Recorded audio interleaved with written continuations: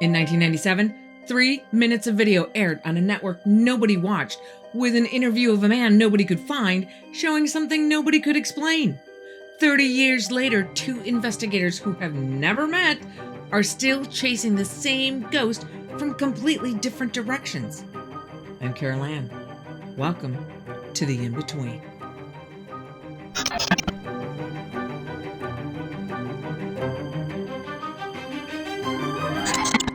Are aliens real? They're real, but I haven't seen them, and they're not being kept in what is it? Area 51. Area 51. There's no underground facility, unless. Wait, what? Unless there's this enormous conspiracy, and they hid it from the President of the United States. They hid it from the President of the United States. July 26th, 1996. A man, known only as Victor, steps out of the Fox television offices feeling the weight of rejection. He's just spent 20 minutes with Mike Darnell, the head of unscripted television, laying out what he carries in the plain manila envelope. The meeting ends abruptly. No anonymity guarantee, no cash deal, no handshake. He crosses the street to a busy newsstand, thumbs through the latest issue of Variety, and spots a small ad for a Rodney Dangerfield golf tape. The company name at the bottom reads Rocket Pictures. It looks smaller, less corporate. He folds the magazine under his arm, finds a payphone, and dials the number listed in the ad. A few days later, he sits in the Rocket Pictures conference room, the VHS tape already playing on the monitor. Tom Coleman, president of Rocket Pictures, and Jeff Broadstreet, a staff producer and director, watch in silence as the 3-minute clip unfolds. Victor lays out his conditions: cash payment, full anonymity, no on-camera appearance. After some back and forth, they reach an agreement. Victor reluctantly accepts a silhouette and voice changer for the interview segments. Papers are signed, the check is cut, and the contract is sealed. Victor leaves the building with the money in his pocket and the quiet knowledge that the tape is now out of his hands. Rocket Pictures now owns the footage and shows it as part of an hour-long special documentary called Area 51, The Alien Interview, that airs on the UPN network in July of 1997. Done deal, right? Not even close. What unfolds over the next 30 years is a mystery that evolves in a tale of two. 2 species, human and alien. 2 different governments, the one we see and the one we don't. 2 investigations by 2 different individuals, both looking for the same answer. Is it real? Or is it a fake? And after you see this 3-minute video, which you will, and hear the arguments for both sides of the coin flip, you'll be able to decide for yourself. For those of you listening to the podcast version of this episode, I will be doing my best to narrate what is happening in the video itself. But for the best overall experience, I would suggest using the link in the description to head over to YouTube and have a watch there to get the full experience of this insane piece of footage. And I gotta tell ya, as much as I love telling stories of encounters that make the hair on the back of my neck stand up, there is something about these mystery cases that I'm starting to really get hooked on. I love the process of digging into the information and playing detective to try to ferret out for myself whether something holds water or not. And if I'm lucky, even discover some new hidden clues and information of my own. And judging by the response we get on those kinds of episodes, I think there's a fair chunk of you out there who like playing detective too. If that's you, then I have just the thing for you. It's a free game called June's Journey, the sponsor of today's episode, and it's the perfect mix to satisfy that detective urge in a way more relaxing way. The game is basically a murder mystery with the main character, June, trying to solve her sister's murder. To uncover clues, you find the hidden objects and solve other puzzles as well. This story goes so deep with additional characters and storyline that I just want to keep playing so I can find out who did it. The more puzzles you solve, the faster you progress, and the more goodies you can earn and spend to decorate your own private island. I started playing nearly a year ago, and despite not having a ton of time to play, I've managed to get my island going with a few extra buildings and some beautiful decorations. As you can see, I have a stunning garden of purple tulips, because what other color would they be? June's Journey can be played anywhere you have an internet connection and is available on Android, iOS, and your desktop. So if you're looking for a way that you can play detective on a daily basis, download June's Journey for free by clicking the link in the description or just scan the QR code on the screen. Okay, now that we've squared away what you'll be doing after this episode, let's get back to the detective work at hand. Okay, so what is the hoopla all about? Well, 3 minutes of video that I'd never seen before. The hour-long documentary that brought the controversial 3 minutes of footage to the public, hosted by Stephen Williams of 21 Jump Street and X-Files fame. I loved that show. Aired in the summer of 1997. But because the JonBenet Ramsey case was wall-to-wall at that point, lots of people missed it. So for those of you who did, here it is in its entirety. For those of you who are unable to see what's happening, we are looking, and I say looking because there is no audio track, at a dimly lit room with an alien-looking entity, pretty much your typical gray, sitting behind a table. Nothing really happens for the first few seconds. The creature's head moves a little, and there's some foreground movement, probably from the interviewer, and some kind of health monitor or something sitting on the table with a bright green up and down moving blip.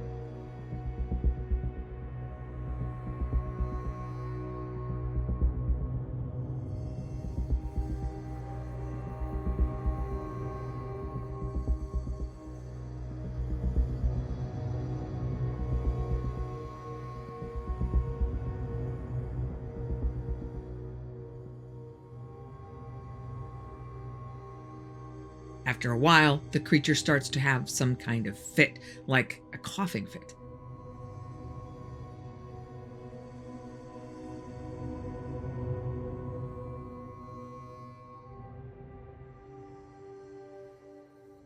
Takes a while, but eventually we can see some faster movements by others in the shadows, once they presumably realize the creature is in real distress. After what seems like an eternity of watching this being struggling, 2 medical personnel come into the room and start trying to assess it, checking its nose and its mouth. And it looks like they're trying to clear something out.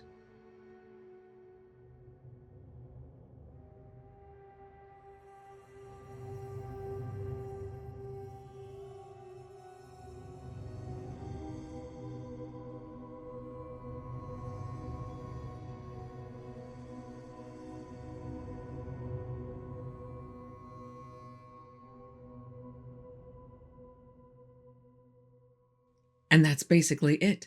Nothing earth-shattering, nothing clearly identifiable, and no soundtrack to help either. Victor actually made a point of erasing the audio so no one would be able to identify those in the room by their voices. And I'm betting that the biggest question you have in your head right now, other than is it real, is who is Victor?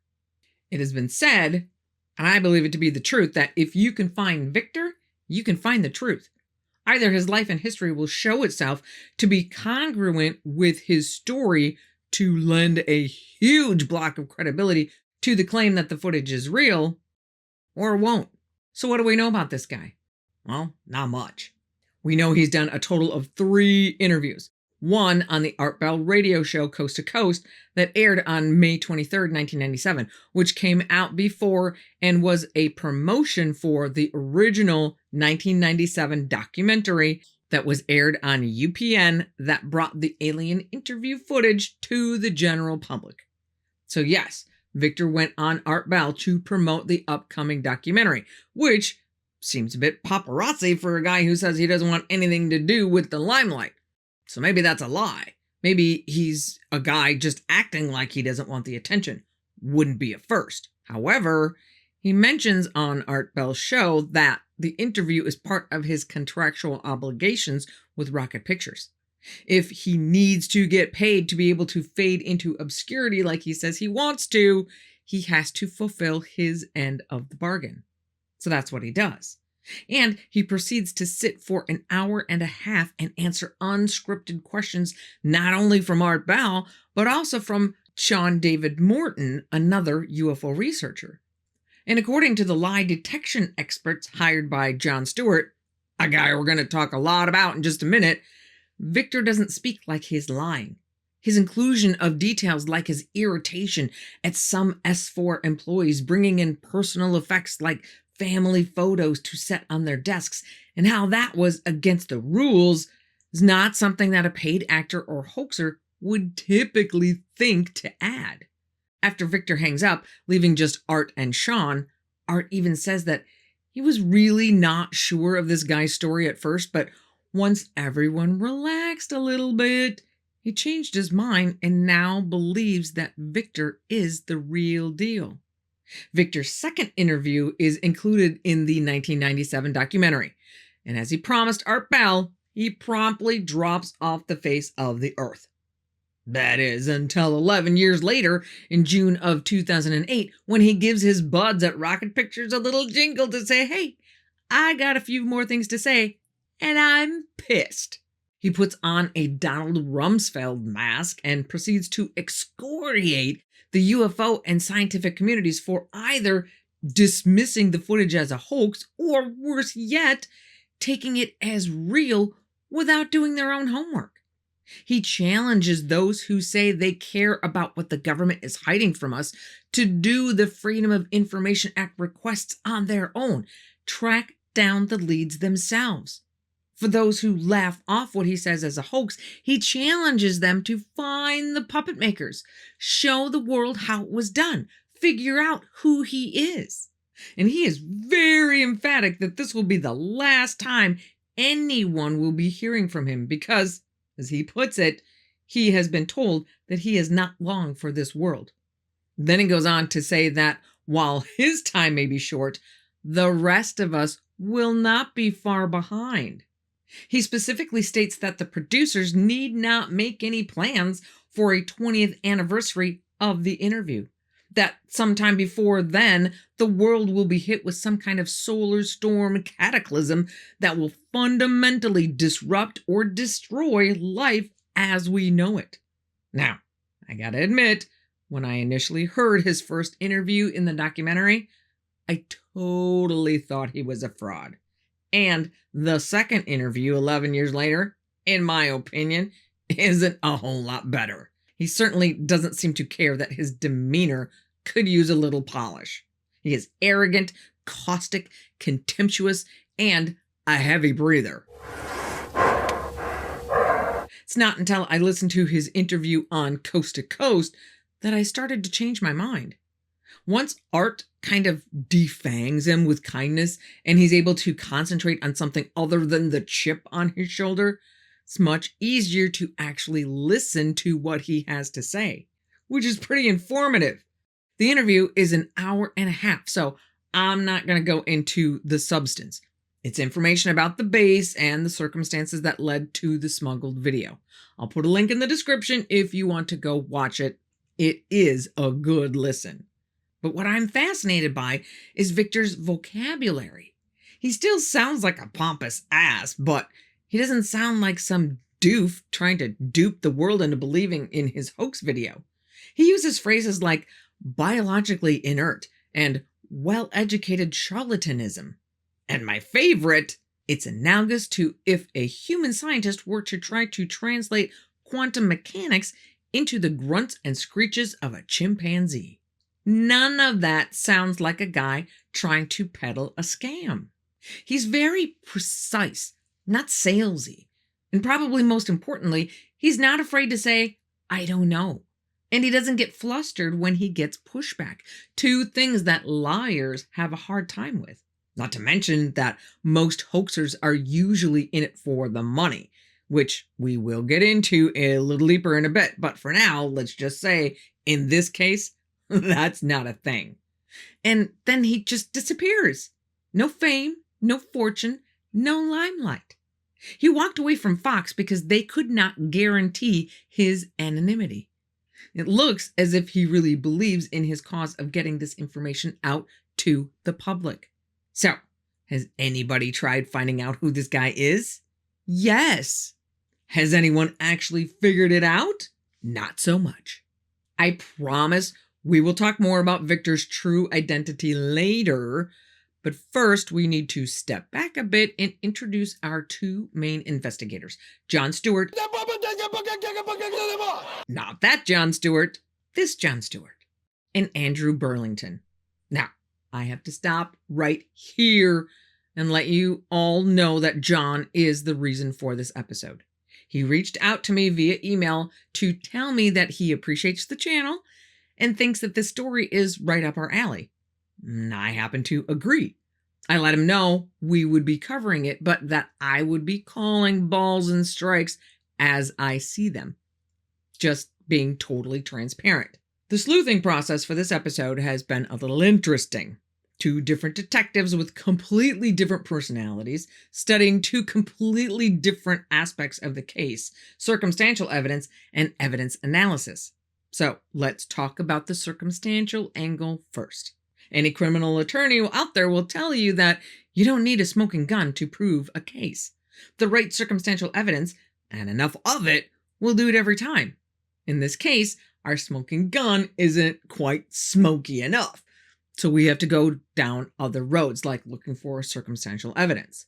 And in this case, our circumstantial evidence MVP is one Jon Stewart. Jon first saw the Alien Interview documentary when it aired in 1997, made a mental note, and moved on with his life, which includes a stint as a pro wrestler in the AWA and campaigns for Illinois governor and a seat in Congress. But once life slows down and he semi-retires around 2019, that little weird documentary from 1997 resurfaces in his brain and takes a front row seat. As he's sitting in the car one day with nothing to do for a few hours, he decides he's kind of tired of it living rent-free in his head and decides to start making a few phone calls. He figures this thing's gotta be a hoax, so it shouldn't take much more than that to prove it. So he decided to start with what looks like a monitoring device that's in the foreground of the video.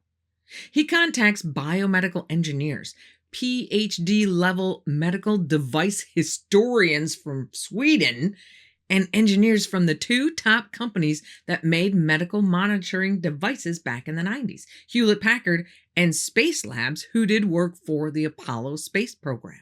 They all had the same answer. We have no idea what that thing is. What that thing is doing doesn't look like anything we've ever seen before. It doesn't even make any sense. But one old HP engineer makes an interesting statement. If the government is working with an alien, they most likely built a specific device just for that alien. Well, that little toe dip down the rabbit hole is all it takes for Jon to go all in. And in the last 7 years, he has jumped in with the tenacity of a bulldog to sniff out every little detail he can. Between his own bulldogged determination and with the help he's received from many people online to whom he dishes huge credit, he's sniffed out quite a few. So many that I can't even come close to going through everything. It routinely takes him an entire 3-hour podcast appearance to go through everything. But here's the short list. First, if you look at the bottom of the video, there's a tag in front of the time code that says DNI 27. John was able to get confirmation from multiple sources that the DNI part stands for Department of Naval Intelligence, a deeply buried Navy version of the CIA whose existence has never been publicly verified by the government to this day. And the 27 is for the level of security clearance that someone needs to be able to watch the video. Both things that could never have been known by a group of anybody trying to script a hoax. John also does what every good investigator does and follows the money, which in this case turns out to be none. The only one who came out in the black was Victor, who walks away with somewhere north of $20,000 from Rocket Pictures. And for Rocket Pictures, the red just gets deeper from there. Estimates to build the alien and shoot just the 3-minute interview video is a minimum of $10,000, probably closer to $20,000. And that's being pretty conservative for that time. Add the cost to shoot the hour-long documentary around it, and you're now looking at another $25,000 to $50,000. Rocket Pictures sold the hour-long documentary to UPN for, at best, $50,000, and then probably made a few thousand on VHS sales after that. I don't see any way that Rocket Pictures made any money on this deal. And they have always maintained that they had nothing to do with producing the 3-minute interview portion. That came from Victor. Now, could Victor have made it himself and then sold it to Rocket for $20,000? It's possible. But why would he produce a video that had to have cost him a good chunk of change and then walk away with only a $20,000 to $25,000 payout? That doesn't make any sense. And if you listen to Victor long enough, he just doesn't sound like anyone close to the production world to be able to do this by himself. Maybe I'm being naive or just a really crappy judge of character, but I just don't think he did it.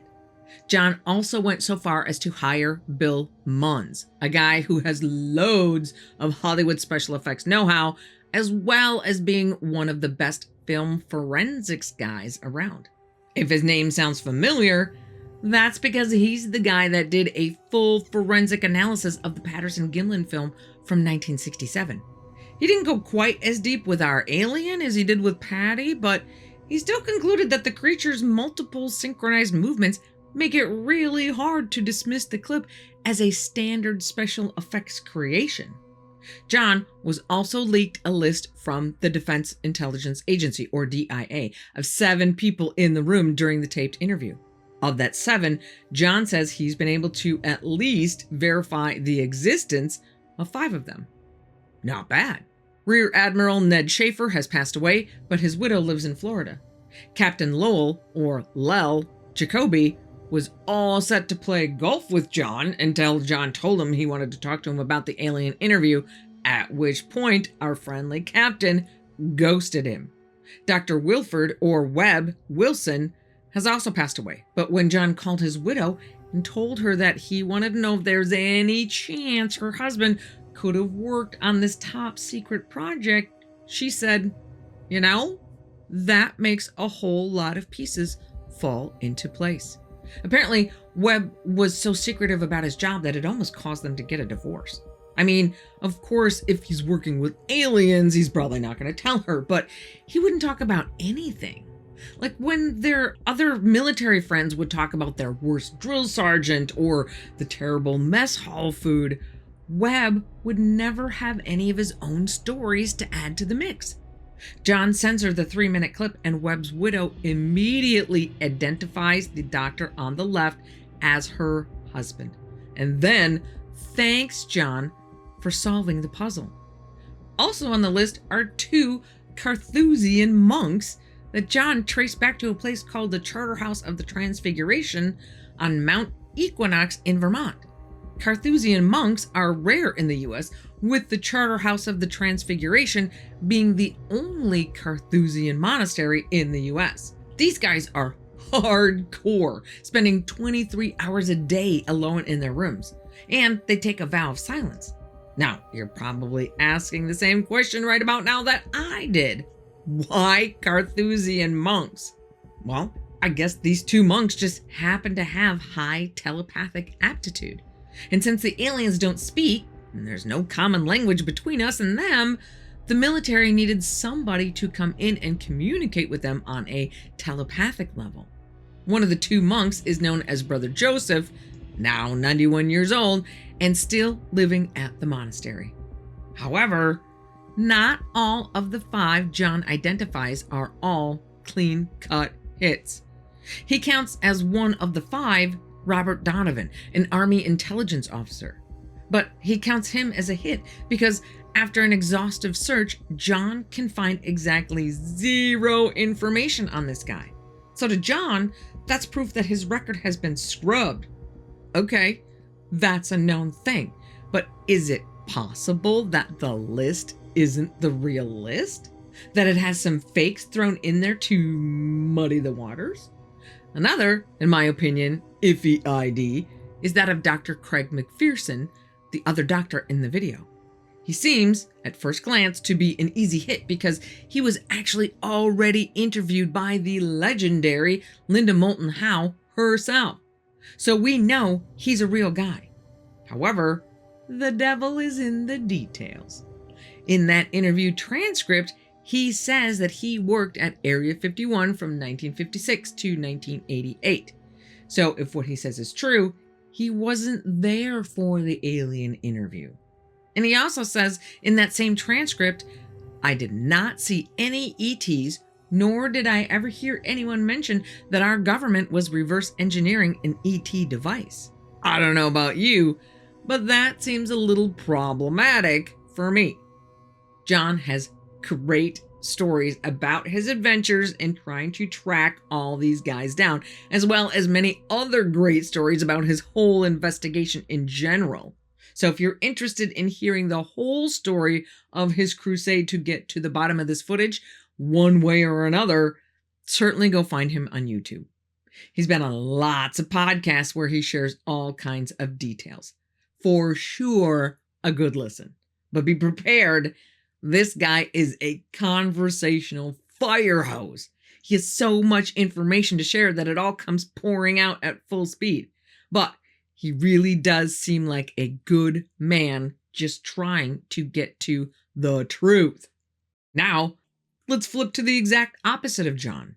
In 2013, another investigator by the name of Andrew Burlington started his own quest to study the alien interview frame by frame to see if he could find any clues that might help authenticate the video. His YouTube channel, the Unofficial Alien Interview Channel 2, and his Rumble channel, the Alien Interview Video Analysis Box Set, are full of videos that go through certain parts of the video in super slow motion so you can see the details better. Because of his diligence, it's possible to see how the alien reacts to different people and movements in the room, something that would be really hard if the alien is just a puppet being controlled by a guy underneath a table. And just a heads up, don't be surprised if you go to his channel and see a guy in a Donald Rumsfeld mask. That's Andrew's obvious homage to Victor's last interview. Anyway, I can't say that I see every nuance that Andrew sees and counts as a clue, but some of them certainly are intriguing. Some videos show how the alien's eyes sometimes change shape or that it might actually be injured. Keep that little note in your head. We're coming back to that one later. Anyway, I just find it really interesting that one guy is out there making the phone calls to strangers and pounding the pavement while the other guy is sitting quietly behind his computer screen, and both are adding to the pile of evidence in this case. So maybe your next question is, well, that's all great information, Carol Ann, but have these guys figured out who Victor is? Well, maybe. Okay, nothing is definite, but they sure have been putting in the homework to find out. Andrew has a candidate by the name of Professor Gary Schwartz, who is a consciousness and mediumship researcher at the University of Arizona. Andrew claims that the speech patterns between Professor Gary and Victor match. He says that Gary has the same kind of detail-obsessive personality and uses very scientific vocabulary, just like Victor, and that he leans to the spiritual side of the aisle, which kind of echoes the end of the world speech that Victor gives in his final interview. And luckily, someone on Reddit managed to lighten the silhouetted image of Victor from the 1997 documentary to give us a general idea of what Victor actually looks like. And I gotta say, they're pretty close. I'm not sure how Andrew found Professor Gary as his candidate, but it's not a bad pick. John, on the other hand, has taken a slightly more meandering route. When he first saw the lightened Reddit image, to him, it looked like an 80s wrestler by the name of Arn Anderson. So he says, okay, I'm looking for Arn Anderson. At this point, all he really knows about the real Victor is a clue that he got from Jeff Broadstreet, the director of the 1997 documentary, that Victor's real name is Stan. Not long after seeing the Reddit image, John's asleep in front of the TV one night and wakes up to some random UFO documentary on the screen. Just then, a bearded gentleman is opening a door for the late great ufologist Stanton Friedman. That gentleman looked just like Arn Anderson. That's the guy! John finds out that that man is Stan Deyo. I gotta say, our friend Stan is a dead ringer for the lightened Reddit picture. And Stan Deyo is no stranger to the UFO community. He was Bob Lazar before Bob Lazar was Bob Lazar. Stan worked mostly in Australia, but he had top secret clearance and worked on reverse engineering propulsion systems just like Bob. John was so convinced that Stan was the man that he produced a documentary called Hunting Victor, where he calls out Stan as the guy at the end. However, Stan says, nope, wasn't me. Wasn't me. And after years of flat-out denial, John decides to back off and head back to square one to see if there's anyone else out there who fits the bill. So, since we don't have a positive ID on Victor, let's take a closer look at the video itself. Supposedly, it was shot on April 22nd, 1991, around 3:15 in the afternoon. The original footage supplied by Victor to Rocket Pictures was grainy and very blue. When it was released by Rocket Pictures, it was color corrected, making it much darker, probably to make it moodier, which means some of the details can no longer be seen. Andrew Burlington posits the question, did Rocket Pictures do that on purpose to hide the details of a possible military man in the room? Personally, I say no. They did it because the original looks crappy and is hard to see. However, by making it easier to see the alien, a lot of the other details are hidden, namely anything that could help identify anyone else who was in that room. The tape itself is also a mystery. John says his experts say it was shot on 16mm film. Andrew says it was shot on VHS.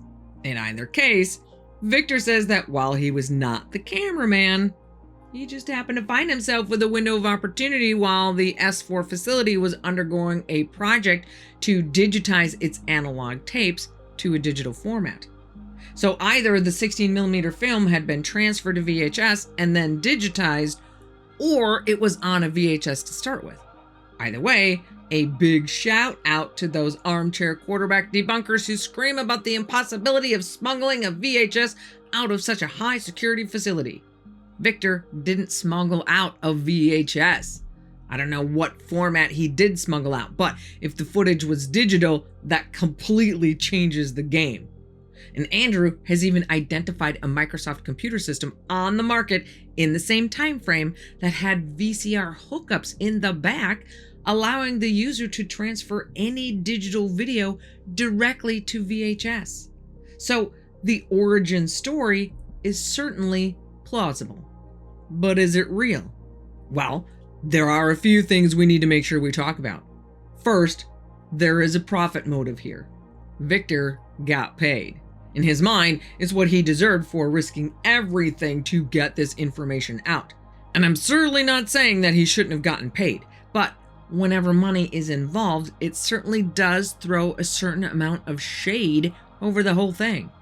And speaking of shade, it turns out that Jeff Broadstreet, the director of the 1997 documentary, is a big UFO buff and has actually been to Area 51. Seems a little sketchy that the one person on staff at Rocket Pictures who's actually interested in UFOs just happens to be standing there when the original call comes in from Victor.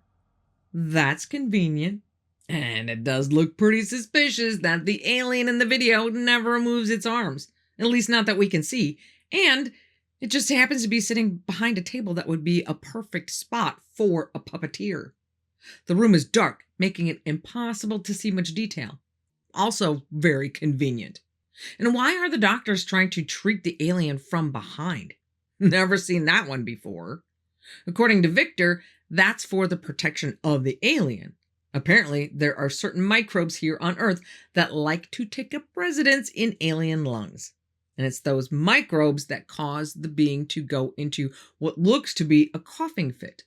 So the doctors do what they can, including not spending time right in front of the alien's face to limit the amount of germ exposure. Interesting.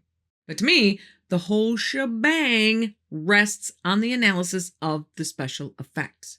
In the original 1997 documentary, Rick Baker states he doesn't think it's the real thing and that he can and has done better.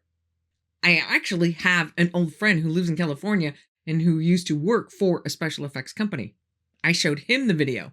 His first reaction? Looks like a puppet.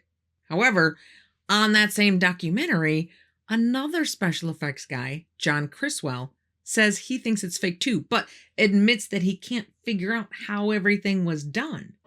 This looks very real, and I don't know how they did certain little things about this.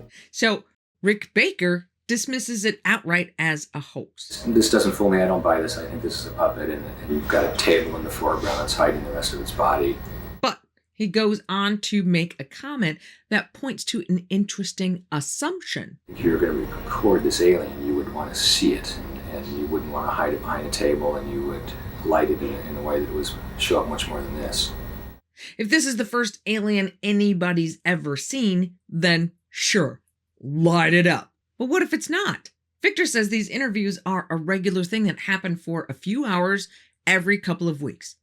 If that's true, and the being has been there, according to him, since 1989, then they've had dozens of these interviews. So the video isn't being shot to win an Oscar. It's just there to document what happens. Why not make it comfortable for the alien?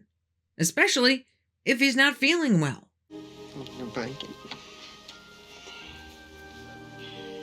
And here's a little question I think is worth asking. If creating a fake alien is so easy, why does the recreation in the 1997 documentary look so crappy? John Criswell thinks it's a hoax. I would love to buy this being real, but it's probably a hoax.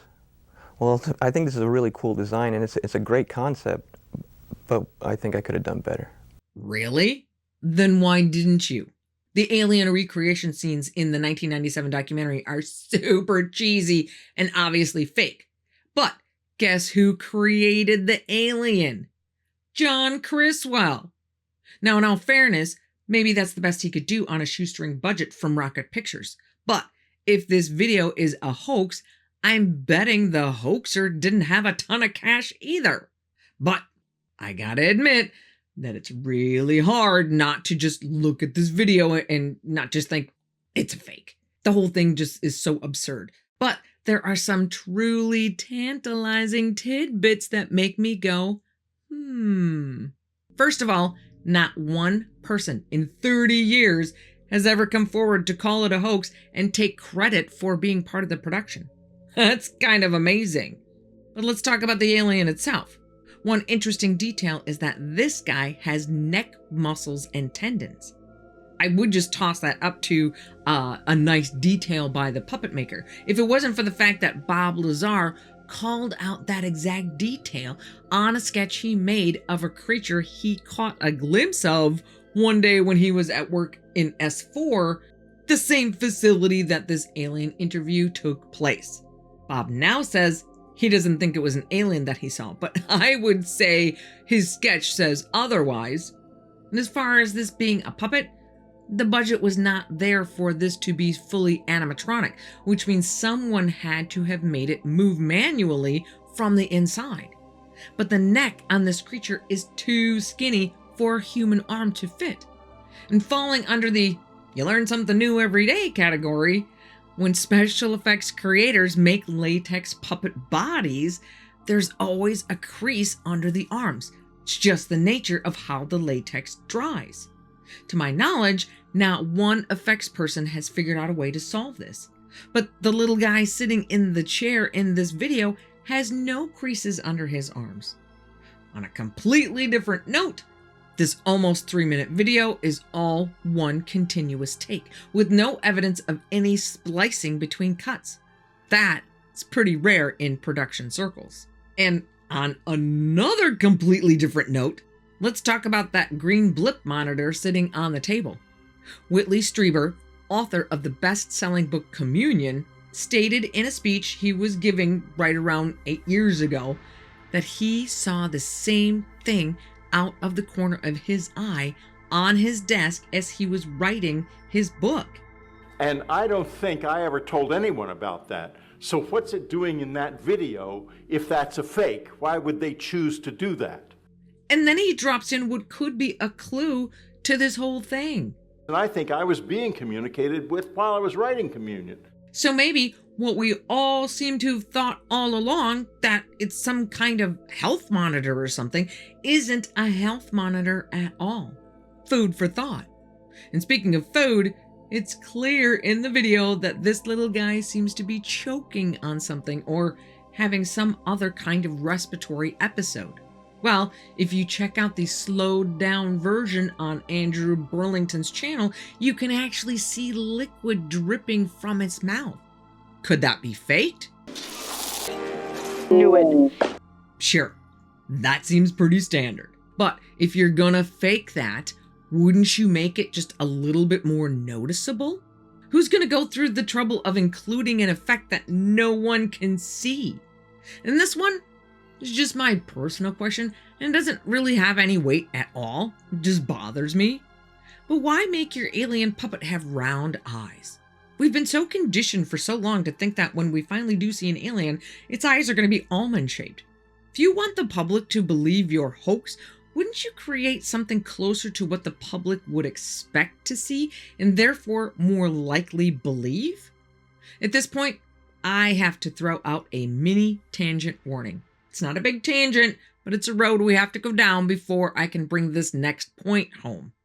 In 1989, something did a drive-by over the Kalahari Desert on the border of South Africa and Botswana.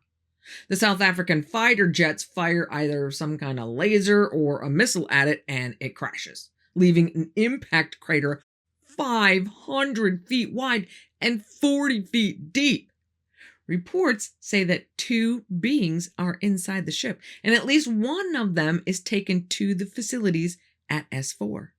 Now, supposedly this incident is a hoax, but I mention it because Victor said the being in the video had been at S4 since 1989. So the timing is right, but there's something even more interesting. If you look at the video closely, you can see an indentation on the left side of the being's head, like maybe it had some kind of injury. Now think about that. If you are creating an alien puppet for a hoax, what are the chances you are going to add a detail like that? And again, why would you add a detail like that that is almost invisible for all practical purposes? Now, here is the last little thing that I want to call your attention to. And this might actually be the thing that swings some of you over to the belief side of the fence. When you look at the slow motion analysis on Andrew's channel, there are lots of videos showing various eye and head movements. And frankly, I have to admit that some of them I just can't see. And before I go any further, I just have to add this little heads up. There is a 4K version of the rocket picture darkened version out there that certainly looks a lot cleaner than the original. And if you watch that version, you can see all kinds of subtle eye movements, and moves that subtle would be almost impossible to fake in a setting like this. However, when you upscale any digital format, the computer program is going to fill in those extra pixels in a way that smooths out the difference between the number of pixels in a standard resolution input versus a high resolution output. That's its job. But that also means the program is introducing movement that isn't really there. So all that to say, if you're going to look into this a little deeper, don't make your decisions based on the 4K high-res version. Okay, so let's look at this one particular clip. This is the clip where I really believe I can see real eye movement. That blows me away. That takes me from the skeptic side of the fence and puts me right smack in the middle. Maybe there really is something to this. But, as usual, there's one big fly in the ointment for me. Richard Doty. I hate that guy. After what I learned about his involvement in the Paul Benowitz case, linked to a video about that whole sordid affair where Mr. Doty literally drove a man crazy by feeding him lies, is in the description below. I don't trust that guy as far as I can throw him. And don't get me wrong, I believe in second chances and redemption. And I even understand the whole national security and I was just following orders thing. But to my knowledge, Doty has never confessed to having any kind of come to Jesus moment where he decided maybe he should stop lying. So why do I bring up Richard Doty? Because as it turns out, Richard Doty is one of the people who's been helping Jon Stewart in his investigation of this video. To me, this is just my personal opinion, that poisons the well. In my opinion, everything Doty is a part of has to be considered a psyop. And if this is a psyop, that would fill in all the gaps that the hoaxer looking to grift theory leaves behind. It explains why nobody would come forward as the hoaxers, why there would be so much layered detail, why the expense needed to pull it off wouldn't matter, and it would supply the intelligence and psychological understanding needed to lace a breadcrumb trail underneath, waiting to be found by nosy civilians looking to find the truth. Nothing against Jon.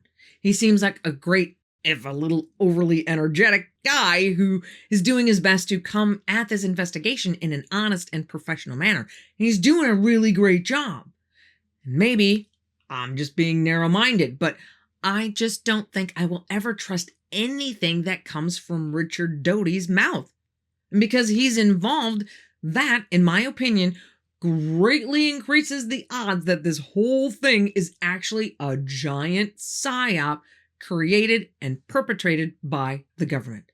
But since our government can't seem to figure out how to stop lying to us, we'll probably never know. However, that does not diminish the evidence that can be seen in the frame-by-frame video analysis or the testimony of Victor. Just so you don't think I'm mean enough to end this video on a sour Richard Doty note, Jon has one last final surprise in this whole saga. Victor is not dead. I guess those who told him that he was not long for this world 20 years ago are on a different timeline than the rest of us. Because apparently there are ongoing negotiations as we speak for yet another Victor interview. Jon says the interview will happen, but there's no word yet on whether or not we will finally get to see his real identity. But I promise you, when that interview is made public, we will let you all know with an update. In the meantime, I want to encourage everyone out there to do your own homework and do what you can to find out what is true and what is not. Because if we are not looking for the truth, if we are just believing anything served to us on a silver platter, then we're no better than these guys. Maybe we as a species, as a civilization, do have more maturing to do. Maybe we're not ready to take our seat in the Galactic Federation. Big thanks to June's Journey for sponsoring this episode. If you just want a good, stress-free way to spend some time, I recommend you click on their link in the description. A big shout out to John Stewart, who was super gracious and super helpful in getting me information and answering my ton of questions. If you want to dig deeper into this particular rabbit hole, go ahead and check out not only his channel, but better yet, search his name on YouTube and go watch any of his multiple podcast appearances. John's probably going to be mad at me because I had to leave so much out. But if I made this episode any longer, then my editor would be mad at me. Damned if you do, damned if you don't. There's just too much. So that's an even bigger reason to go check out John's podcast appearances. He has a ton of details that we didn't even touch in this episode. We will leave a link to his channel and a link to Andrew Burlington's channel as well, so you can go look at all of the meticulous work Andrew has done with his in-depth analysis of the interview video. If you want to take your chances and stay on this particular crazy train, click right here. Be careful out there, and I will see you here again on the In-Between.